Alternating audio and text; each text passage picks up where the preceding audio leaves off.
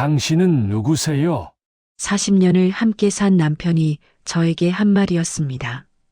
저는 74살 이순덕으로 남편 박정우와 결혼한 지 40년째입니다. 하지만 단 한 번도 남편이 제 이름을 잊어버릴 거라고는 생각하지 못했습니다. 모든 게 시작된 건 남편이 매일 아침 6시 반 텅 빈 서랍을 열기 시작하면서부터였습니다. 모두가 치매 증상이라고 말했지만 그런데 남편이 8시간 동안 실종됐다가 파출소에서 돌아온 그날 그 서랍 앞에 서자마자 말했습니다. 여기가 우리 집이라고. 그리고 저는 깨달았습니다. 기억은 사라져도 사람은 남는다는 것을. 이 사람이 그 서랍을 열기 시작한 건 정확히 언제부터였을까요? 저는 지금 남편이 또다시 그 서랍 앞에 서 있는 모습을 보고 있습니다. 아침 6시 반. 어김없이 같은 시간, 같은 자리입니다. 남편 박정호, 올해 78. 저와는 40년을 함께 산 사람입니다. 이 사람은 지금 안방 서랍장 2번째 칸을 열고 있습니다. 천천히, 조심스럽게, 마치 그 안에 무언가 소중한 게 들어있기라도 한 것처럼요. 하지만 그 서랍 안에는 아무것도 없습니다. 텅 비어 있습니다. 이 사람은 그 빈 서랍을 한참 들여다봅니다. 30초, 때로는 1분까지. 그러고는 조용히 서랍을 닫습니다. 그리고 아침 식사를 하러 나옵니다. 처음엔 대수롭지 않게 생각했습니다. 나이 들면 다들 그런 거 아닙니까? 뭔가 찾으려다 잊어버리고 습관처럼 같은 곳을 들여다보고 저도 가끔 냉장고 문을 열고서 뭘 꺼내려고 했는지 까먹을 때가 있으니까요. 그런데 이게 일주일째 계속됩니다. 2주일째 계속됩니다. 한 달이 지나도 계속됩니다. 매일 아침 6시 반 어김없이 그 서랍을 엽니다. 여보, 뭘 찾는 거예요? 어느 날 아침 저는 참다 못해 물어봤습니다. 남편은 제 얼굴을 보더니 잠시 생각하는 표정을 짓습니다. 그러고는 이렇게 대답했습니다. 글쎄요. 뭘 찾는 건지 모르겠어요. 그 말을 듣는 순간 제 가슴 한구석이 서늘해졌습니다. 뭔가 잘못되고 있다는 느낌. 하지만 저는 애써 웃으며 말했습니다. 그럼 그만 찾아요.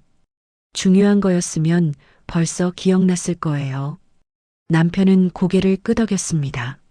하지만 다음 날 아침 6시 반 남편은 또다시 그 서랍 앞에 서 있었습니다.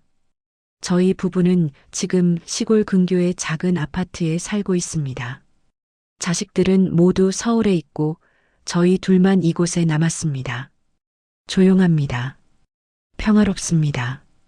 큰일 날 일도 없고 특별한 일도 없는 그런 일상입니다. 적어도 그 서랍 문제가 생기기 전까지는 그랬습니다. 남편은 젊었을 때부터 꼼꼼한 사람이었습니다. 무엇이든 정리정돈을 잘했고 물건을 제자리에 두는 습관이 있었습니다. 퇴직 전까지 은행에서 일했으니까요. 숫자와 서류를 다루는 사람답게 모든 게 정확하고 질서정연했습니다. 그런 사람이 빈 서랍을 매일 아침 들여다본다는 게 저는 도무지 이해가 되지 않았습니다. 혹시 무슨 약을 그 서랍에 넣어뒀었나요? 아니면 중요한 서류라도요? 물어봐도 남편은 고개를 갸웃거릴 뿐입니다. 본인도 모르겠다는 표정입니다. 그러던 어느 날 오후 동네 약국에 들렀을 때였습니다. 혈압약을 받으러 간 김에 약사 선생님께 넌지시 물어봤습니다. 선생님, 사람이 자꾸 같은 행동을 반복하면 그게 뭐 문제가 있는 건가요? 약사 선생님은 안경 너머로 저를 조용히 바라봤습니다. 어르신, 혹시 댁에 그런 분 계세요? 저는 고개를 끄덕였습니다. 약사 선생님은 잠시 망설이더니 말했습니다. 한번 병원에 가보시는 게 좋을 것 같은데요. 치매 초기 증상 중에 그런 게 있거든요. 반복 행동이요. 치매. 그 단어를 듣는 순간 제 머릿속이 하얗게 비었습니다. 아니에요. 우리 남편은 아직 멀쩡해요. 밥도 잘 먹고 말도 잘하고 산책도 다니고. 약사 선생님은 부드럽게 말했습니다. 그래도 조기에 발견하면 진행을 늦출 수 있어요. 한번 검사만이라도 받아보세요. 집으로 돌아오는 길, 제 발걸음은 무거웠습니다. 치매라니, 우리 남편이, 40년을 함께 산 이 사람이. 그날 저녁 저는 남편에게 조심스럽게 말했습니다. 여보, 우리 병원 한번 가볼까요? 건강검진 받은 지도 오래됐잖아요. 남편은 신문을 보다 말고 저를 바라봤습니다. 왜요? 어디 아파요? 아니요. 그냥 정기검진이요. 남편은 별 의심 없이 고개를 끄덕였습니다. 일주일 후 저희는 동네 종합병원 신경과에 앉아 있었습니다. 의사 선생님은 남편에게 여러 가지 질문을 했습니다. 오늘이 며칠인지 아세요? 대통령 이름이 뭔지 아세요? 백에서 거꾸로 7씩 빼보세요. 남편은 대부분 대답을 잘했습니다. 하지만 몇 가지는 틀렸습니다. 날짜를 헷갈렸고 100에서 7씩 빼는 것도 중간에 멈췄습니다. 검사 결과가 나오기까지 일주일이 걸렸습니다. 그 일주일 동안 저는 제대로 잠을 자지 못했습니다. 남편은 여전히 매일 아침 그 서랍을 열었고 저는 그 모습을 바라보며 가슴이 먹먹해졌습니다. 드디어 결과를 들으러 가는 날, 의사 선생님은 차분한 목소리로 말했습니다. 경도 인지 저하로 판단됩니다. 치매 전 단계라고 보시면 됩니다. 경도 인지 저하, 치매 전 단계. 그 말을 듣는 순간 제 눈앞이 흐릿해졌습니다. 그럼 치매가 되는 건가요? 의사 선생님은 고개를 살짝 기울였습니다. 그럴 수도 있고 아닐 수도 있습니다. 관리를 잘하면 진행을 늦출 수 있어요. 약물 치료와 함께 규칙적인 생활, 인지 훈련이 중요합니다. 집으로 돌아오는 차 안에서 남편은 창밖을 보며 말했습니다. 나 치매 걸린 거예요? 저는 남편의 손을 꼭 잡았습니다. 아니에요. 그냥 조금 기억력이 떨어지는 거예요. 누구나 나이 들면 그래요. 남편은 아무 말도 하지 않았습니다. 다만 제 손을 꼭 쥐었습니다. 그날 밤 저는 혼자 부엌에 앉아 생각했습니다.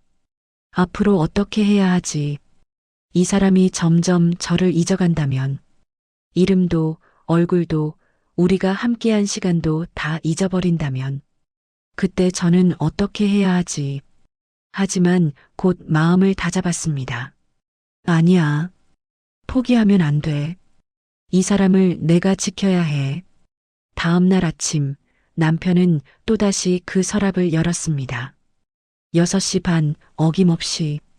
저는 그 모습을 조용히 지켜봤습니다. 그리고 생각했습니다. 대체 왜 그 서랍일까? 그 안에 뭐가 있었던 걸까? 아니, 어쩌면 중요한 건 무엇이 아니라 왜일지도 모릅니다. 이 사람은 왜 매일 아침 그 서랍을 열어야만 하는 걸까요? 병원을 다녀온 후 저는 남편을 유심히 관찰하기 시작했습니다. 아침에 일어나는 시간, 식사하는 모습, 산책 나가는 습관, 텔레비전을 보는 패턴까지 모든 게 예전과 같은지 확인했습니다. 대부분은 괜찮았습니다.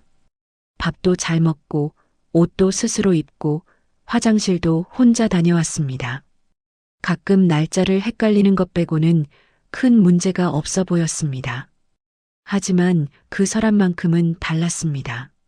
매일 아침 6시 반 어김없이 서랍을 열었습니다. 그것도 점점 더 확실한 동작으로요.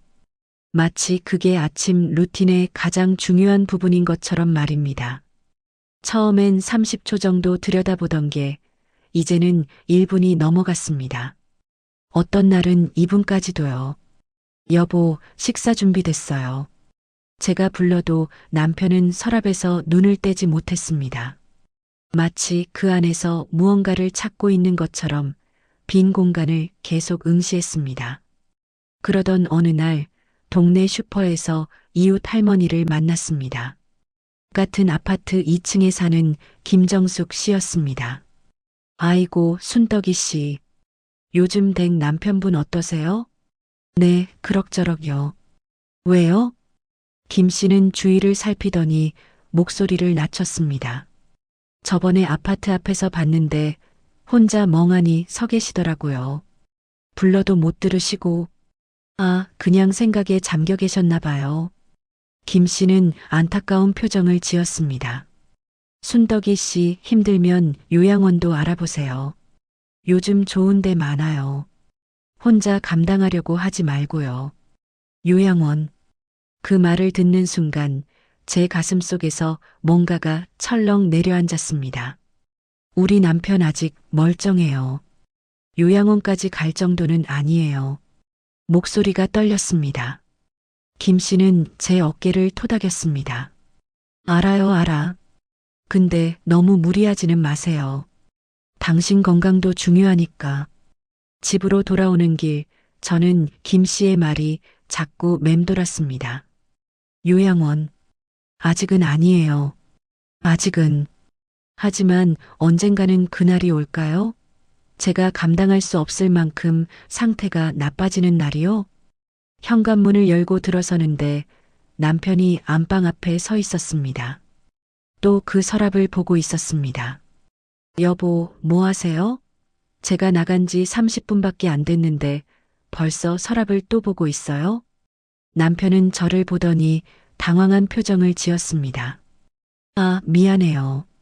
그냥 뭔가 찾으려고. 뭘요? 대체 뭘 찾는데 매일 그 서랍만 들여다봐요? 제 목소리가 커졌습니다. 의도한 건 아니었습니다. 그냥 쌓여있던 답답함이 터져 나온 것 뿐이었습니다. 남편은 아무 말도 하지 못했습니다. 그저 미안하다는 표정으로 서 있을 뿐이었습니다. 저는 한숨을 쉬었습니다. 미안해요. 제가 너무 예민했나 봐요. 남편은 고개를 저었습니다. 아니에요. 내가 이상한 거 맞아요. 나도 모르겠어요. 왜 자꾸 그 서랍을 보게 되는지. 그날 밤 저는 잠을 이룰 수 없었습니다. 남편의 숨소리를 들으며 생각했습니다. 이 상황을 어떻게 해결해야 할까? 그냥 내버려둬야 할까? 아니면 뭔가 조치를 취해야 할까? 며칠 후 저는 한 가지 결정을 내렸습니다. 서랍을 치워버리기로 한 것입니다. 남편이 계속 그 서랍에 집착하는 게 상태를 더 악화시키는 것 같았습니다. 차라리 서랍 자체를 없애버리면 그 행동도 멈추지 않을까 생각했습니다. 어느 화요일 오전 남편이 산책을 나간 사이 저는 서랍장을 옮겼습니다. 무겁지 않았습니다. 작은 원목 서랍장이었으니까요. 창고로 옮겨서 이불 뒤에 숨겨뒀습니다. 그리고 그 자리에는 작은 화분을 놓았습니다. 남편이 돌아오면 자연스럽게 넘어갈 거라고 생각했습니다. 서랍이 없어진 걸 눈치채지 못할 수도 있고 설령 알아차려도 금방 잊어버릴 거라고요. 그런데 제 생각이 완전히 틀렸습니다.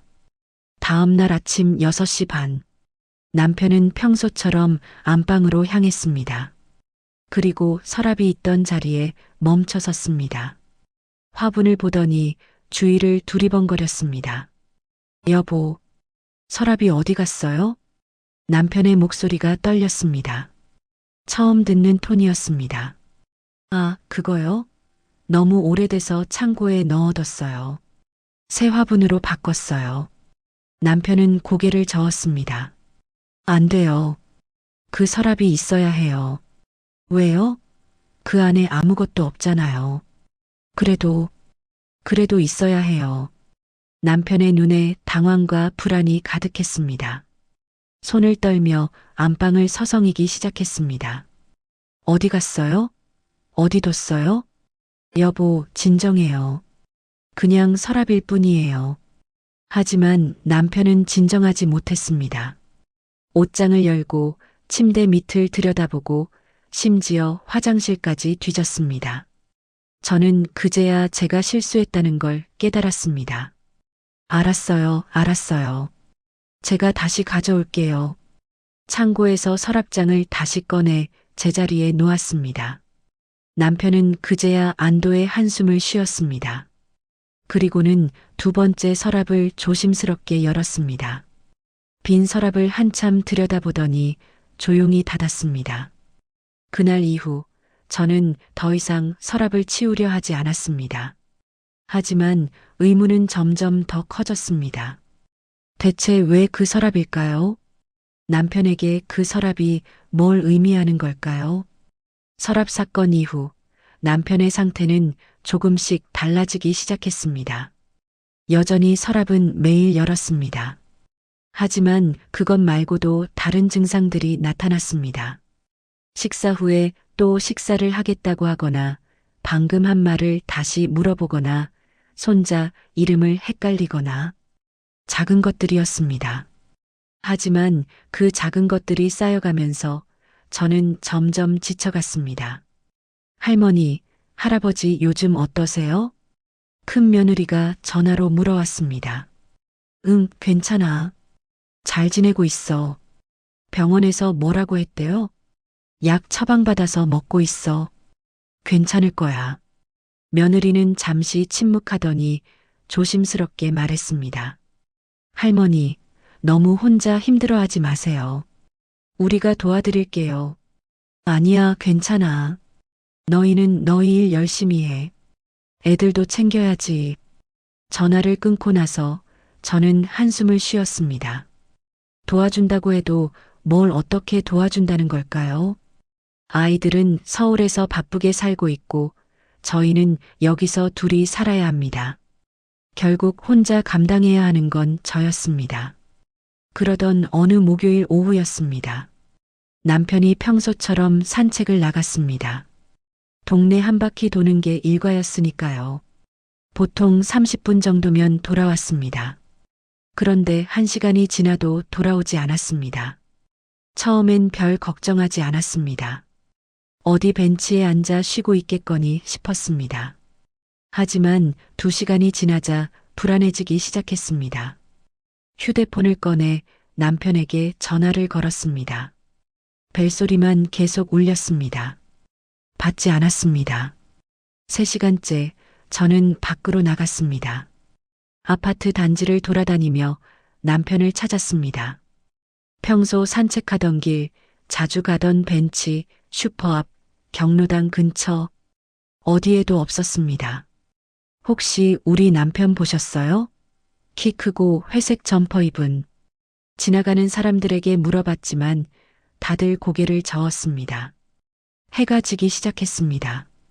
손이 떨렸습니다. 다리에 힘이 풀렸습니다. 경비실로 달려갔습니다. 저희 남편이 안 보이는데요. 혹시 CCTV 좀 확인해 주실 수 있나요?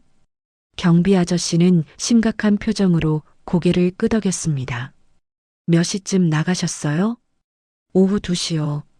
지금 6시면 4시간이나 됐네요. 경찰에 신고하시는 게 좋겠습니다. 경찰에 신고. 그 말을 듣는 순간 머릿속이 하얗게 변했습니다.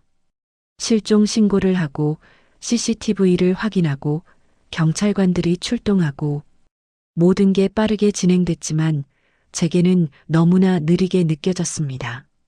부인, 진정하세요. 치매 환자분들은 보통 멀리 가지 않습니다. 동네 근처에 계실 확률이 높아요. 경찰관의 말이 위로가 되지 않았습니다. 밤9시 저는 아파트 단지 입구에 서서 계속 전화를 걸었습니다. 남편의 휴대폰으로 또 걸고 또 걸고 여보, 어디 있어요? 제발 전화 좀 받아요. 눈물이 났습니다. 처음으로 제대로 울었습니다. 이 사람 없이는 못 살 것 같았습니다. 40년을 함께 산 사람인데 갑자기 사라졌습니다. 밤 10시 경찰관에게서 연락이 왔습니다. 찾았습니다. 지금 파출소로 오시면 됩니다. 심장이 쿵쿵 뛰었습니다. 파출소로 달려갔습니다. 남편이 의자에 앉아 있었습니다. 회색 점퍼는 흙이 묻어 있었고 머리는 헝클어져 있었습니다. 여보, 남편은 저를 보더니 멍한 표정을 지었습니다. 당신, 누구세요? 그 말에 저는 그 자리에 얼어붙었습니다. 경찰관이 옆에서 설명했습니다. 동네 편의점 근처에서 배회하고 계셔서 신고가 들어왔습니다. 집 주소는 말씀하셨는데 가족 이름은 기억 못 하시더라고요. 남편은 저를 계속 바라봤습니다. 낯선 사람을 보는 눈빛이었습니다. 여보, 나예요. 순덕이요. 당신 아내. 남편은 천천히 고개를 끄덕였습니다. 아, 맞아요. 순덕이. 하지만 그 목소리에는 확신이 없었습니다. 집으로 돌아오는 택시 안에서 남편은 창밖만 바라봤습니다. 저는 남편의 손을 꼭 잡았습니다. 괜찮아요. 집에 가면 괜찮을 거예요. 집 현관문을 열고 들어서자 남편은 주위를 둘러봤습니다. 마치 낯선 곳에 온 것처럼요. 그러다 안방으로 향했습니다. 그리고 그 서랍 앞에 섰습니다. 두 번째 서랍을 열었습니다. 빈 서랍을 한참 들여다보더니 남편의 얼굴이 조금 밝아졌습니다. 여기, 우리 집이네요. 그제야 저는 깨달았습니다. 그 서랍이 남편에게 무엇인지를. 그건 단순한 서랍이 아니었습니다. 남편에게 그 서랍은 집으로 돌아왔다는 확인이었습니다. 기억은 흐릿해져도 이름은 잊어버려도 그 서랍만은 기억하는 것입니다. 그날 밤 저는 서랍을 다시 제자리에 둔 제 선택이 옳았다는 걸 알았습니다. 비록 그 안이 비어 있어도 남편에게는 의미가 있었습니다. 실종 사건 이후 저는 남편을 단 한순간도 혼자 두지 않았습니다. 산책도 함께 나갔고 화장실 갈 때도 문 앞에서 기다렸습니다. 밤에는 잠을 설치며 남편의 숨소리를 확인했습니다. 두려웠습니다. 또다시 사라질까봐. 이번엔 못 찾을까봐. 하지만 동시에 다른 감정도 생겼습니다. 궁금증이었습니다. 그 서랍이 대체 무엇을 의미하는지, 왜 남편은 그것만 기억하는지. 저는 남편을 관찰하기 시작했습니다. 마치 탐정이라도 된 것처럼 말입니다. 매일 아침 6시 반 남편은 어김없이 서랍 앞에 섰습니다. 눈을 뜨자마자 가장 먼저 향하는 곳이었습니다. 세수보다 화장실보다 아침 인사보다 먼저였습니다. 서랍을 열 때의 동작도 일정했습니다. 왼손으로 손잡이를 잡고 천천히 당기고 3초 정도 멈춘 후 완전히 열었습니다. 그리고 안을 들여다봤습니다. 빈 공간을 응시하는 시간은 보통 1분 남짓이었습니다. 어떤 날은 2분까지도 갔습니다. 그 시간 동안 남편의 표정은 평온했습니다. 불안해하지도 초조해하지도 않았습니다. 오히려 안심하는 것처럼 보였습니다. 서랍을 닫을 때도 조심스러웠습니다. 소리가 나지 않게 천천히 밀어 넣었습니다. 마치 잠든 아기를 깨우지 않으려는 것처럼요. 그리고 나서야 하루가 시작됐습니다. 세수를 하고 옷을 갈아입고 식탁에 앉았습니다. 저는 이 패턴을 일주일 동안 지켜봤습니다. 단 하루도 빠짐없이 똑같았습니다. 시간도 동작도 순서도. 어느 날 오후 저는 과거를 떠올려 보기로 했습니다. 남편이 젊었을 때는 어땠을까? 그때도 서랍과 관련된 습관이 있었을까? 기억을 더듬어 봤습니다. 남편은 은행원이었습니다. 35년을 한 곳에서 일했습니다. 성실하고 꼼꼼한 사람이었습니다. 출근 시간도 정확했고 서류 정리도 완벽했습니다. 그리고 퇴근 후에는 반드시 한 가지 일을 했습니다. 현관문을 열고 들어와서 가장 먼저 안방으로 갔습니다. 그리고 서랍장 두 번째 칸을 열었습니다. 그 안에 지갑을 넣었습니다. 시계를 넣었습니다. 명찰을 넣었습니다. 매일 똑같은 자리에 똑같은 순서로 그리고 서랍을 닫으면서 말했습니다. 집에 왔다고. 오늘 하루도 무사히 끝났다고. 저는 그 모습을 수없이 봤습니다. 40년 가까이 매일같이 반복되던 의식이었습니다. 퇴직 후에도 한동안 그 습관은 계속됐습니다. 비록 지갑에 명찰은 없었지만 여전히 서랍에 물건을 넣었습니다. 그러다 언제부턴가 서랍에 넣을 물건이 없어졌습니다. 퇴직한 지 오래됐고 더 이상 출퇴근도 하지 않았으니까요. 하지만 서랍을 여는 습관만은 남았습니다. 아니, 습관이 아니었습니다. 그건 남편에게 의식이었습니다. 서랍을 열고 닫는 것. 그것이 남편에게는 집에 돌아왔다는 확인이었습니다. 오늘 하루도 무사히 끝났다는 안도였습니다. 기억이 흐릿해지고 사람 이름을 잊어버리고 방금 먹은 식사도 까먹는 상황에서도 그 의식만은 몸이 기억하고 있었습니다. 저는 거실에 앉아 오래된 앨범을 꺼냈습니다. 남편의 젊은 시절 사진이 나왔습니다. 은행 유니폼을 입고 찍은 증명사진이었습니다. 진지한 표정이었지만 눈가에는 미소가 어려 있었습니다. 그 옆 페이지에는 신혼 시절 사진이 있었습니다. 작은 단칸방에서 찍은 사진이었습니다. 서랍장 하나, 밥상 하나가 전부였던 시절이었습니다. 그 서랍장이 지금 안방에 있는 바로 그 서랍장이었습니다. 40년 넘게 함께한 서랍장이었습니다. 이사를 5번 했지만 그 서랍장만은 늘 함께했습니다. 남편이 절대 버리지 못하게 했던 물건이었습니다. 낡고 오래됐지만 남편에게는 특별한 의미가 있었습니다. 집이라는 의미였습니다. 안전이라는 의미였습니다. 하루의 끝이라는 의미였습니다.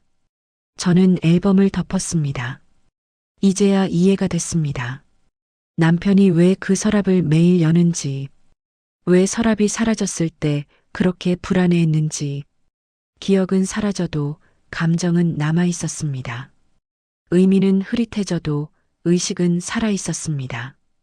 그날 저녁 남편이 또다시 서랍을 열었을 때 저는 옆에 서서 조용히 지켜봤습니다. 남편은 빈 서랍을 들여다보며 작게 미소 지었습니다. 그 미소를 보는 순간 저는 깨달았습니다. 서랍 안에 뭐가 있는지는 중요하지 않다는 것을, 중요한 건 서랍이 있다는 사실 그 자체였습니다.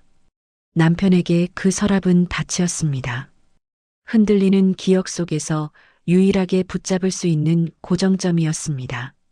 저는 더 이상 서랍을 치우려 하지 않을 것입니다. 오히려 그 서랍을 지킬 것입니다. 남편의 마지막 안전장치를 지켜줄 것입니다. 서랍의 의미를 이해한 후 저는 남편을 대하는 태도가 달라졌습니다. 더 이상 서랍을 여는 행동을 막지 않았습니다. 오히려 그 시간을 존중했습니다. 매일 아침 6시 반 남편이 서랍 앞에 서면 저는 조용히 뒤에서 지켜봤습니다. 재촉하지 않았습니다. 서두르게 하지 않았습니다.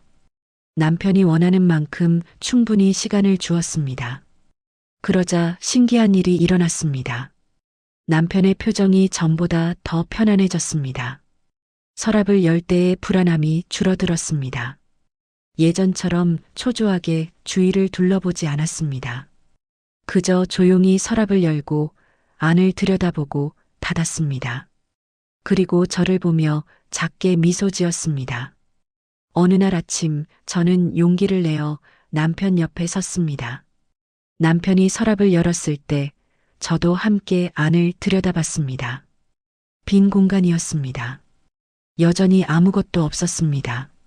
하지만 남편은 만족스러운 표정을 지었습니다. 저는 남편의 손을 가만히 잡았습니다. 남편도 제 손을 꼭 쥐었습니다. 말은 없었습니다. 그저 함께 빈 서랍을 바라봤을 뿐입니다. 그 순간이 묘하게 평화로웠습니다. 그날 이후 저는 가끔 남편과 함께 서랍을 열었습니다. 혼자 하는 의식에 제가 조심스럽게 동참하기 시작한 것입니다. 처음에는 어색했습니다. 빈 서랍을 들여다보며 뭘 해야 할지 몰랐습니다. 하지만 점차 익숙해졌습니다. 중요한 건 서랍 안의 내용물이 아니라 함께 한다는 사실이었으니까요. 남편의 상태는 여전히 나아지지 않았습니다.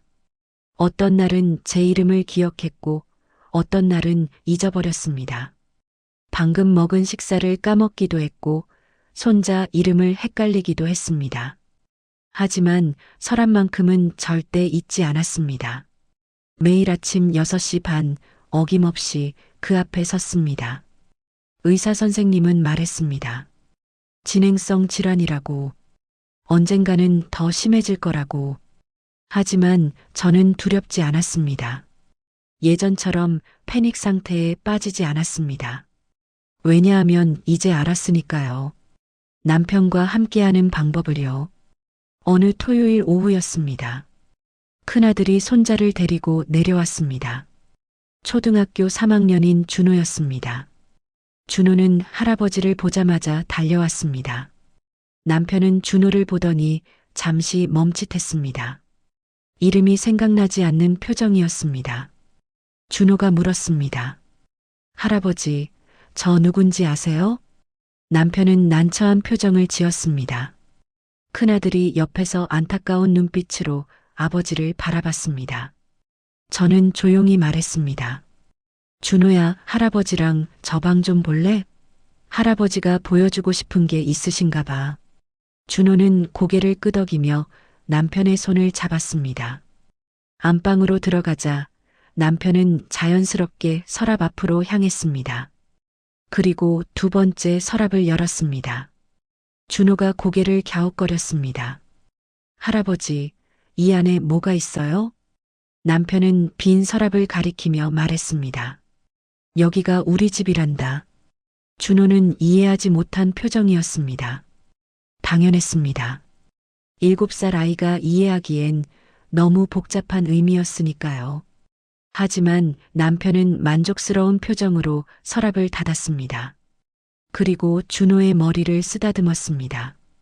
착한 아이구나. 준호는 웃으며 할아버지를 안았습니다. 그 모습을 보며 저는 생각했습니다. 기억은 사라져도 감정은 남는다고.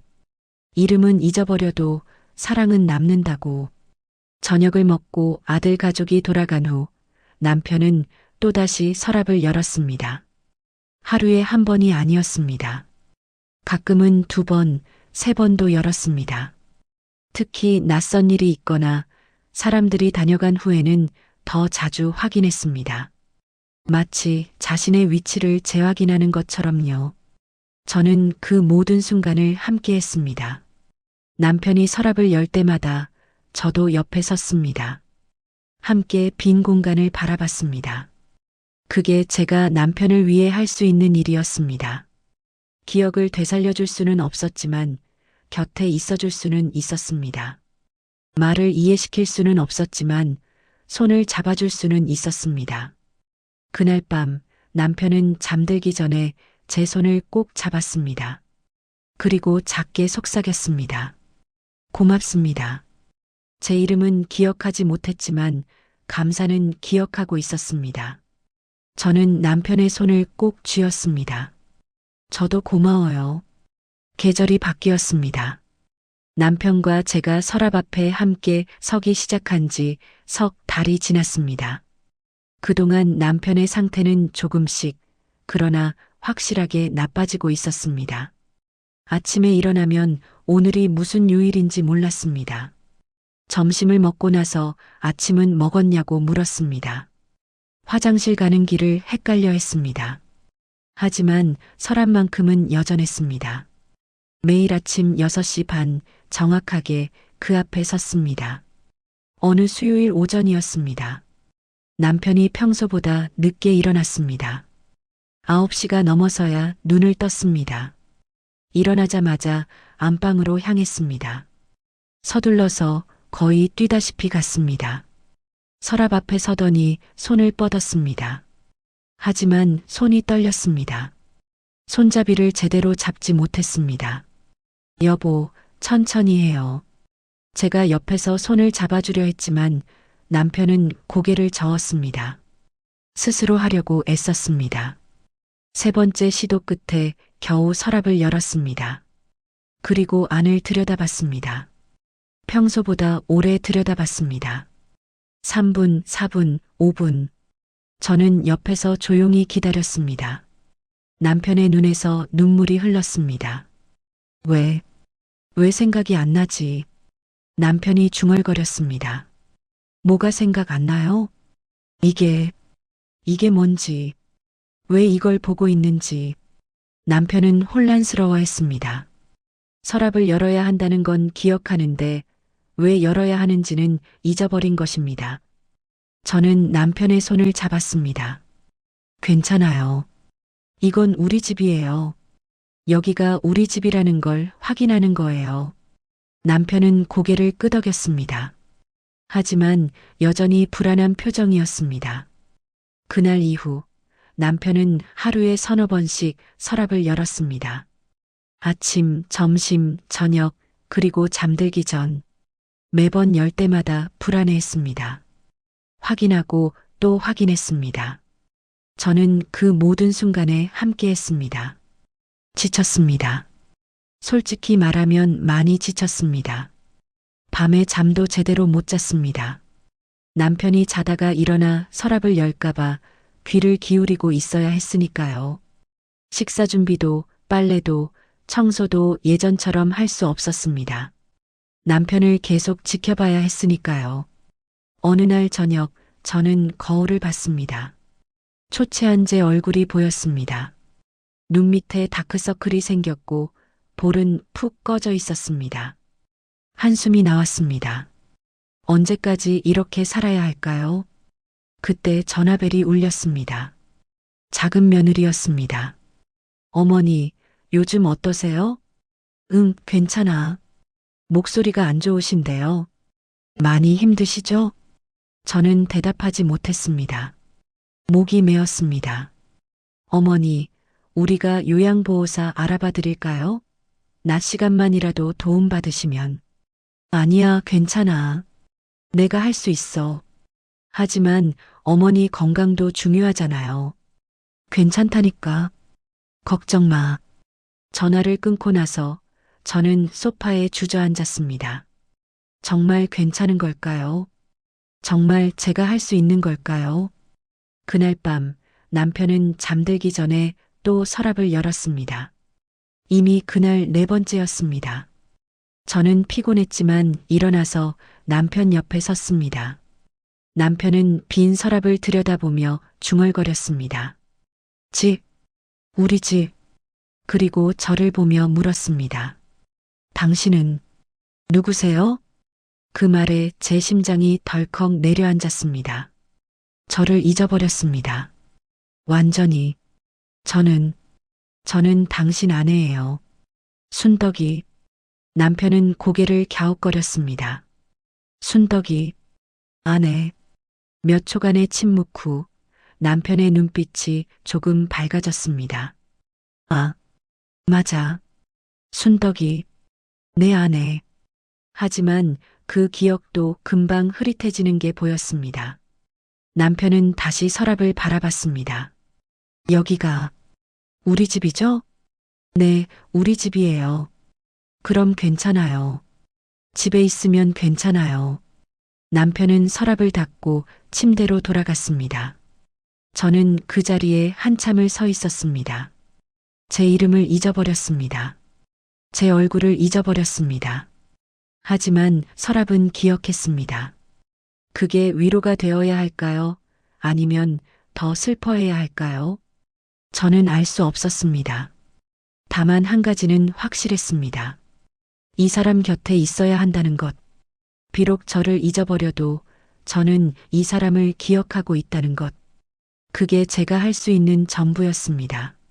제가 남편을 잊지 않는 것처럼 남편도 무언가를 잊지 않고 있었습니다. 그건 바로 서랍이었습니다. 모든 게 흐릿해져도, 모든 이름을 잊어버려도 그 서랍만큼은 선명했습니다. 저는 궁금했습니다. 대체 왜일까? 왜 하필 서랍일까? 왜 다른 게 아니라 그것일까? 어느 일요일 오후 저는 오래된 상자를 꺼냈습니다. 결혼 초기의 물건들이 담긴 상자였습니다. 옛날 편지, 영수증, 사진, 메모지들이 가득했습니다. 그 안에서 남편의 수첩을 발견했습니다. 40년 전 수첩이었습니다. 가죽 표지는 낡았고 페이지는 누렇게 변색되어 있었습니다. 펼쳐보니 남편의 필체로 빼곡하게 적혀 있었습니다. 출근 시간, 업무 내용, 회의 일정, 그리고 마지막 페이지에 이런 글이 있었습니다. 매일 퇴근 후 할 일 현관 들어서면 안방 서랍에 지갑, 시계, 명찰 넣기. 이게 하루의 끝.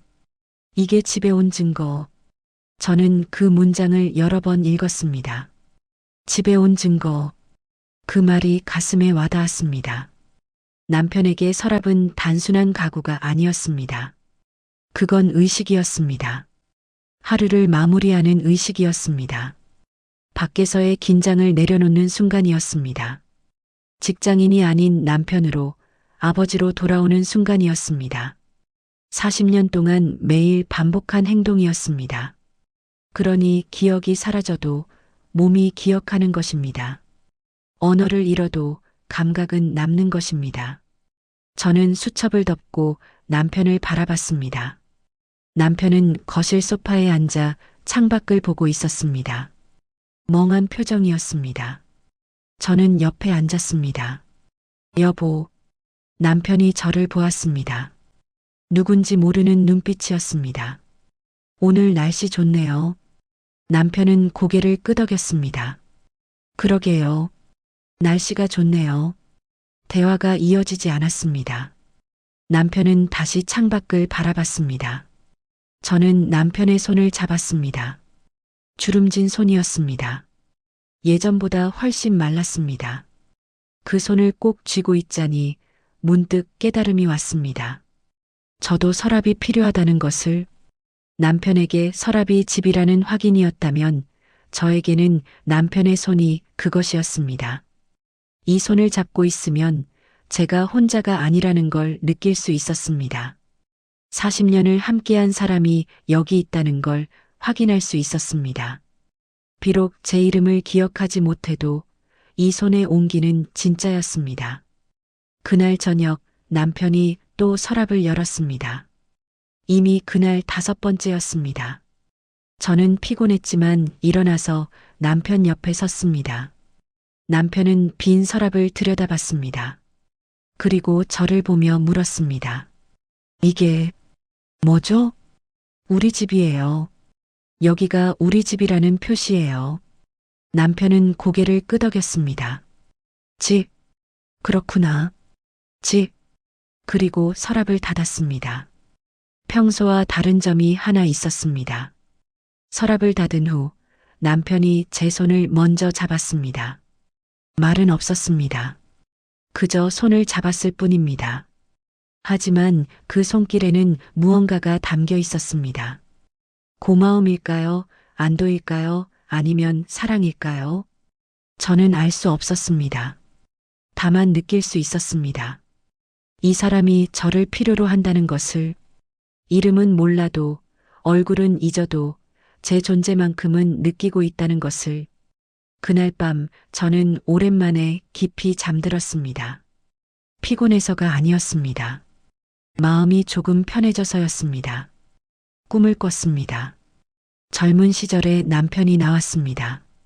은행 유니폼을 입고 퇴근하는 모습이었습니다. 현관문을 열고 들어와서 안방으로 향했습니다. 서랍을 열고 지갑과 시계를 넣었습니다. 그리고 저를 보며 웃었습니다. 다녀왔어요. 꿈속에 저는 대답했습니다. 어서 오세요. 고생했어요. 깨어났을 때 베개가 젖어 있었습니다. 언제 울었는지도 모르게 눈물이 흘렀던 것입니다. 하지만 슬픈 눈물은 아니었습니다. 그저 그리운 눈물이었습니다. 잃어버린 시간에 대한, 돌아올 수 없는 순간에 대한 그리움이었습니다. 아침이 밝았습니다. 6시 반 남편이 일어났습니다. 그리고 어김없이 서랍 앞으로 향했습니다. 저도 따라갔습니다. 남편이 서랍을 열었습니다. 저는 옆에서 함께 들여다봤습니다. 빈 공간이었습니다. 여전히 아무것도 없었습니다. 하지만 이제는 알았습니다. 빈 공간이 아니라는 것을. 그 안에는 40년의 기억이 담겨 있었습니다. 매일 퇴근 후 물건을 넣던 손길이 남아 있었습니다. 집에 돌아왔다는 안도가 스며 있었습니다. 눈에 보이지 않아도 그것들은 분명히 존재했습니다. 남편의 마음속에, 그리고 이제는 제 마음속에도 계절이 또 한 번 바뀌었습니다. 남편과 제가 서랍 앞에 함께 서기 시작한 지 1년이 지났습니다. 그 사이 많은 것이 변했습니다. 남편은 이제 대부분의 시간을 침대에서 보냈습니다. 걷는 것도 힘들어했고 말도 거의 하지 않았습니다. 식사도 제가 먹여줘야 했고 옷도 제가 입혀줘야 했습니다. 하지만 단 한 가지만은 변하지 않았습니다. 매일 아침 남편은 서랍을 열어야 한다고 손짓했습니다. 말로 하지 못해도 손으로 가리켰습니다. 안방을, 서랍장을. 저는 남편을 부축해서 서랍 앞까지 데려갔습니다. 남편은 떨리는 손으로 서랍을 열었습니다. 예전보다 훨씬 느렸지만 끝까지 스스로 해냈습니다. 빈 서랍을 들여다보는 시간도 길어졌습니다. 이제는 10분도 넘게 바라봤습니다. 저는 옆에서 남편을 부축하며 함께 기다렸습니다. 허리가 아팠지만 참았습니다. 다리가 저렸지만 견뎠습니다. 이게 남편에게 남은 마지막 의식이었으니까요. 어느 목요일 아침이었습니다. 평소처럼 남편을 부축해서 서랍 앞에 섰습니다. 남편이 손을 뻗었습니다. 하지만 이번엔 서랍 손잡이를 잡지 못했습니다. 손이 허공을 헤맸습니다. 여보, 여기에요. 제가 남편의 손을 잡고 손잡이에 갖다 댔습니다. 남편은 고개를 끄덕이고 서랍을 열었습니다. 그리고 안을 들여다봤습니다. 오래 바라봤습니다. 평소보다 훨씬 오래.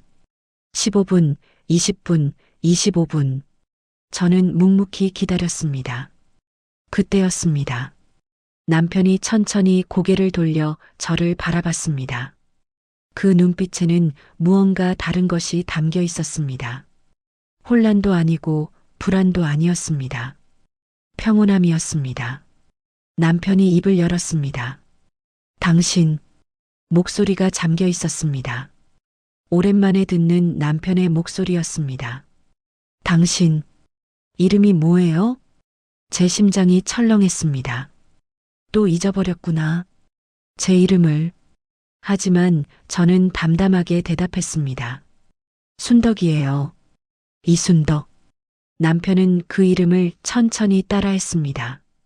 순덕? 순덕이. 그리고 잠시 생각하는 표정을 지었습니다. 순덕이. 내 안에. 희미하게나마 기억하는 것 같았습니다. 남편은 다시 서랍을 바라봤습니다.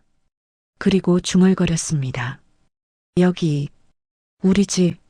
네, 우리 집이에요. 순덕이랑 내가 사는 집. 그래요, 우리 둘이 사는 집이에요. 남편은 고개를 끄덕였습니다. 그리고 제 손을 찾았습니다. 저는 남편의 손을 꼭 잡았습니다. 남편도 제 손을 쥐었습니다. 힘은 약했지만 그 손길은 확실했습니다. 고마워요. 남편이 작게 말했습니다.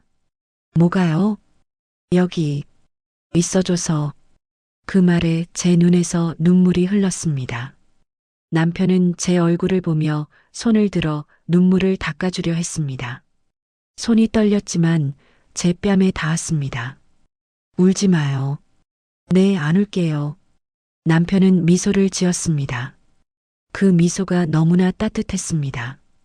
오랜만에 보는 남편의 진짜 미소였습니다. 그 순간 저는 깨달았습니다. 기억은 사라져도 사람은 남는다는 것을. 이름을 잊어도 관계는 남는다는 것을, 말을 잃어도 마음은 남는다는 것을. 남편이 서랍을 천천히 닫았습니다. 그리고 제 손을 놓지 않은 채 침대로 돌아갔습니다. 저는 남편을 침대에 눕히고 이불을 덮어주었습니다. 남편은 제 손을 계속 쥐고 있었습니다. 같이 있어줘요. 네, 여기 있어요. 계속 여기 있을게요. 남편은 눈을 감았습니다. 하지만 제 손은 놓지 않았습니다. 저도 남편 옆에 앉아 그 손을 꼭 잡고 있었습니다. 창밖으로 햇살이 들어왔습니다. 따뜻한 봄날이었습니다. 서랍은 조용히 닫혀 있었습니다. 하지만 그 안에는 모든 것이 담겨 있었습니다. 40년의 시간, 무수한 퇴근길, 매일의 안도, 집이라는 의미, 그리고 이제는 우리 둘의 사랑까지.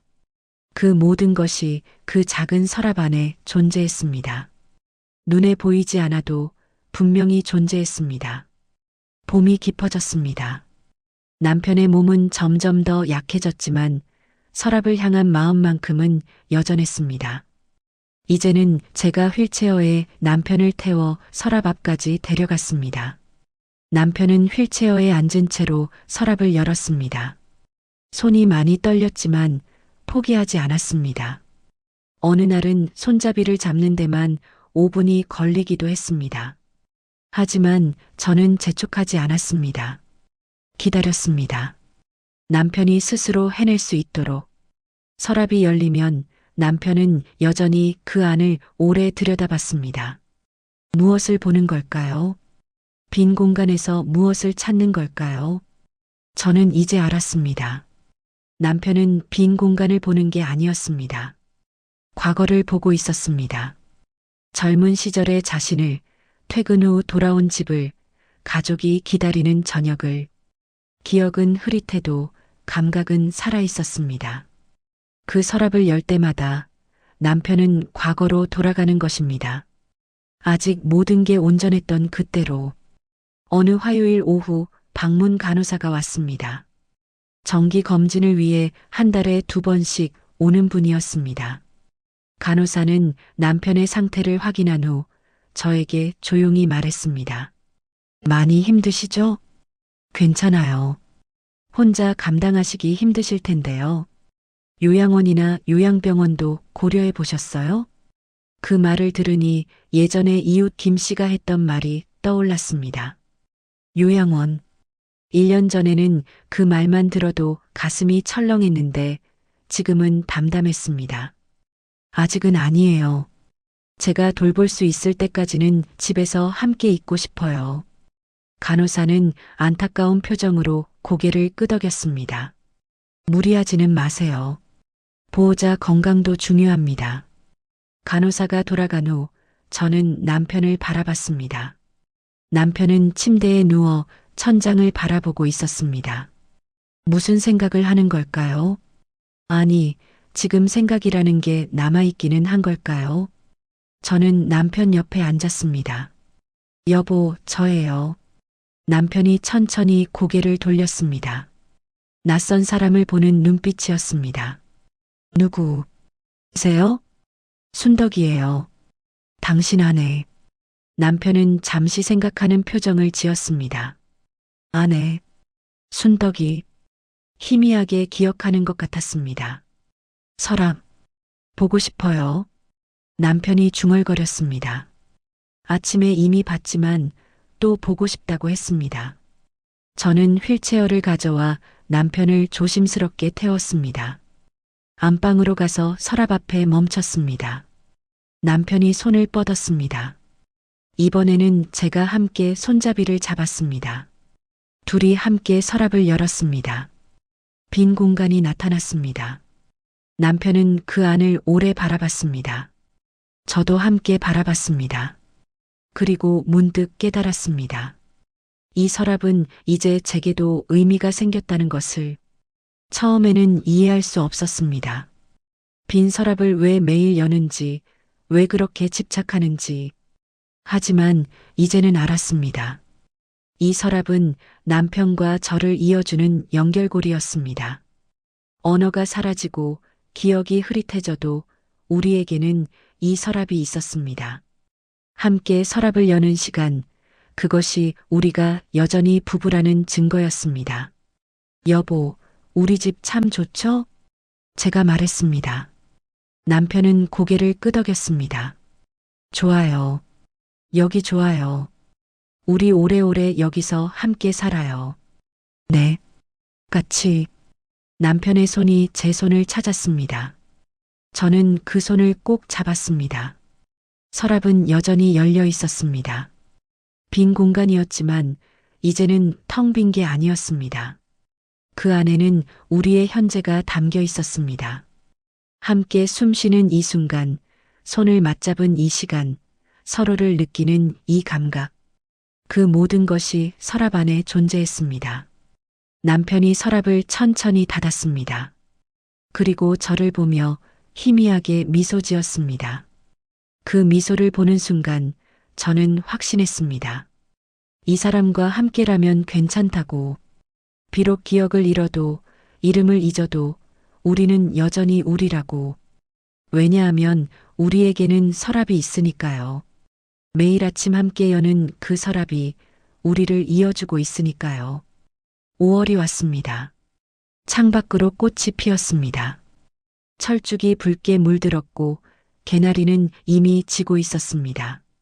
남편은 이제 거의 침대에서 일어나지 못했습니다. 말도 거의 하지 않았습니다.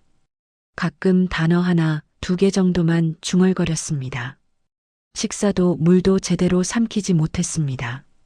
의사 선생님은 말했습니다. 이제 시간이 얼마 남지 않았다고. 준비를 하라고. 하지만 저는 준비할 수 없었습니다. 40년을 함께 산 사람과의 이별을 어떻게 준비한다는 말입니까? 그래도 한 가지는 계속했습니다. 매일 아침 남편을 서랍 앞에 데려가는 것. 이제는 남편이 스스로 서랍을 열 수 없었습니다. 손에 힘이 없었으니까요.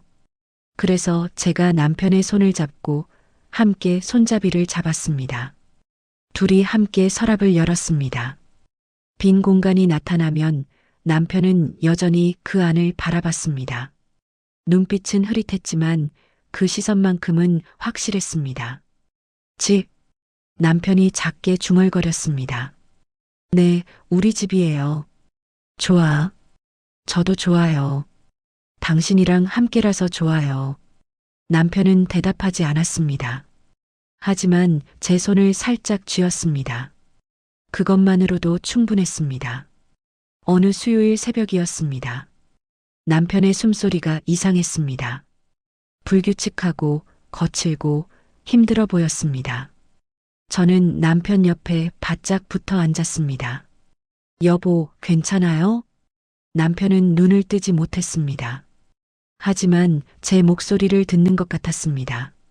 입술이 살짝 움직였습니다. 서랍. 그 말을 들은 순간 저는 알았습니다. 마지막으로 서랍을 보고 싶다는 것을.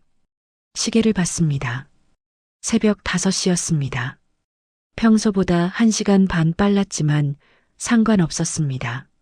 저는 남편을 조심스럽게 안아 올렸습니다. 몸이 너무 가벼웠습니다. 새처럼 가벼웠습니다. 휠체어에 태우고 안방으로 갔습니다. 서랍 앞에 멈췄습니다.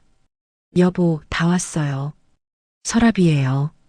남편이 간신히 눈을 떴습니다. 흐릿한 눈으로 서랍을 바라봤습니다. 저는 남편의 손을 잡고 함께 서랍을 열었습니다. 빈 공간이 나타났습니다. 남편은 그 안을 오래 바라봤습니다. 숨소리가 조금 안정되는 것 같았습니다. 집. 우리 집. 네, 우리 집이에요. 당신이랑 제가 40년 넘게 함께 산 집이에요. 남편의 눈에서 눈물이 흘렀습니다. 고마워. 뭐가요? 같이 있어줘서. 제 눈에서도 눈물이 흘렀습니다. 저야말로 고마워요. 40년 동안 함께 해줘서. 남편은 희미하게 미소 지었습니다. 그리고 제 손을 꼭 쥐었습니다. 우리는 한참을 그렇게 서랍 앞에 앉아 있었습니다. 빈 서랍을 바라보며. 하지만 그 서랍은 빈 게 아니었습니다.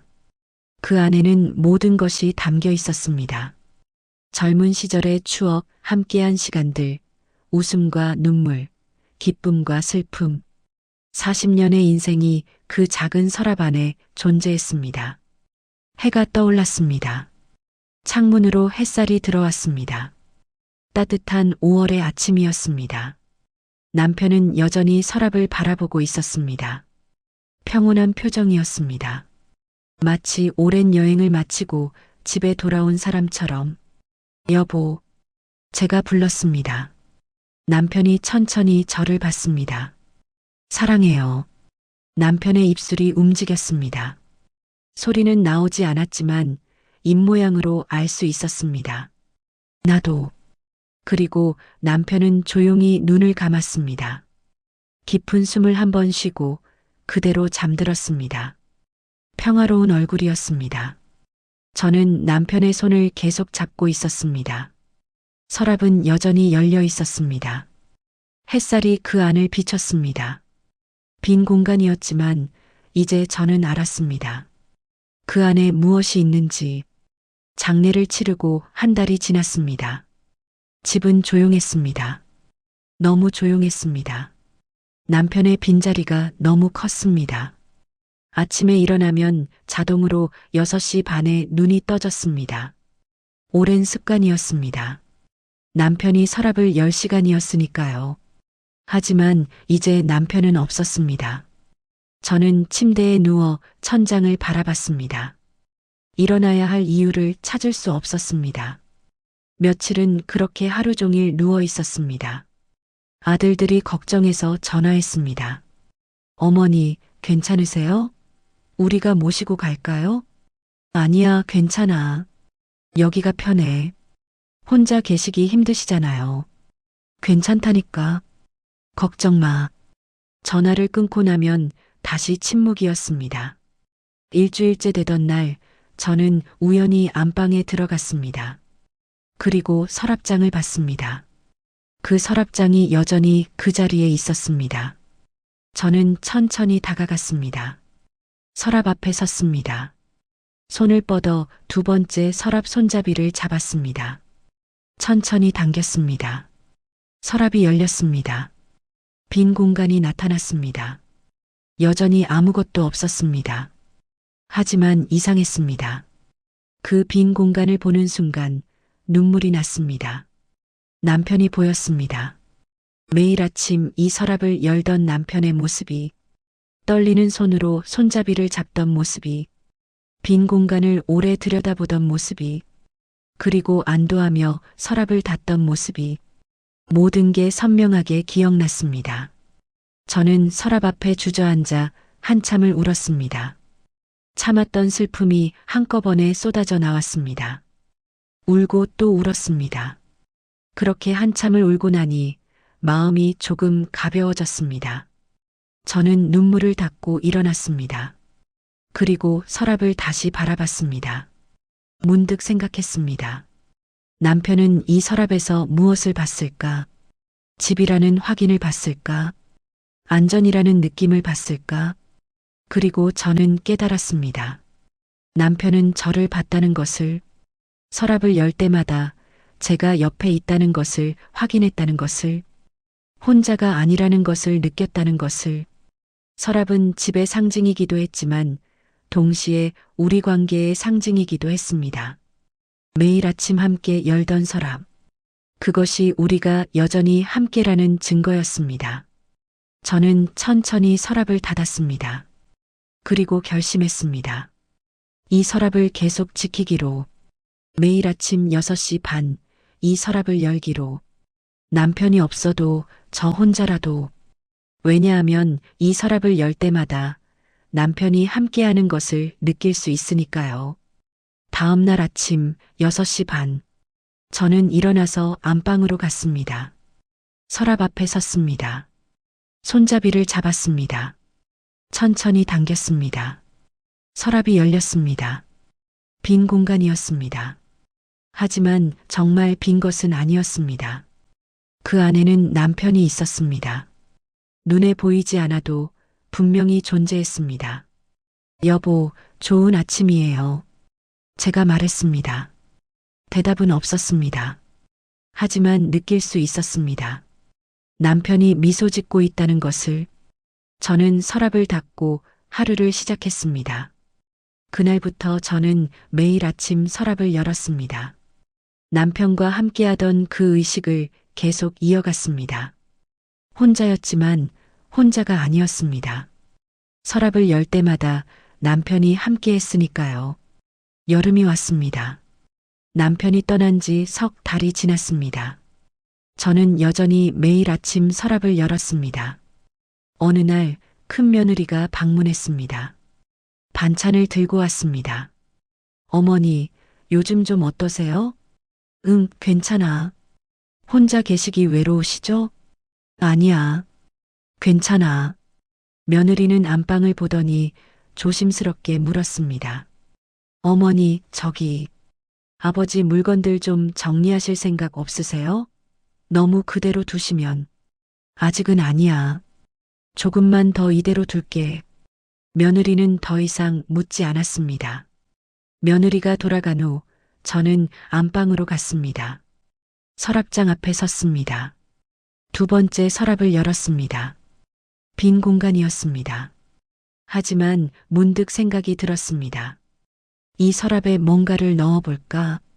40년 동안 비어있던 이 서랍에 저는 책상 서랍을 열어 오래된 봉투를 꺼냈습니다. 남편이 젊었을 때 제게 쓴 편지였습니다. 결혼 전에 받은 편지였습니다. 순떡 씨, 저와 결혼해 주시겠습니까? 평생 행복하게 해드리겠습니다. 짧은 편지였지만 진심이 담겨 있었습니다. 저는 그 편지를 서랍 안에 넣었습니다.